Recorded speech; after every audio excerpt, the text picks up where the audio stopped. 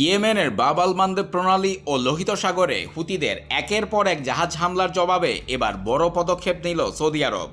বাণিজ্যিক জাহাজ আর আন্তর্জাতিক তেলের বাজার সুরক্ষিত রাখতে গঠিত হলো ১৩ দেশের সামরিক জোট।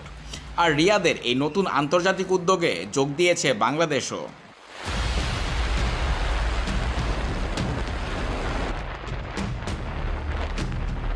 মূলত গত ২০ জুলাই সৌদি আরবের বিরুদ্ধে হুতিদের নৌ অবরোধ ঘোষণা এবং একাধিক জাহাজে হামলার পরই চরম অস্থিরতা তৈরি হয় লোহিত সাগরে। আন্তর্জাতিক এই রুটটি ঝুঁকিতে পড়ায় বিশ্ববাজারে লাফিয়ে বাড়তে শুরু করে তেলের দাম। পরিস্থিতি সামাল দিতে সম্প্রতি ৪৩টি দেশ ও ইইউ প্রতিনিধিদের নিয়ে বৈঠক ডাকে রিয়াদ। সেখান থেকে সিদ্ধান্ত আসে এই বহুজাতিক জোটের। নতুন এই জোটে সৌদি আরব, পাকিস্তান ও তুরস্কের মতো দেশের পাশাপাশি রয়েছে বাংলাদেশ। তবে আরব আমিরাত এবং ওমান এখনও এতে সই করেনি। রিয়াদে স্থায়ী সদর দপ্তর ও যৌথ কমান্ড রেখে পরিচালিত হবে এই জোট।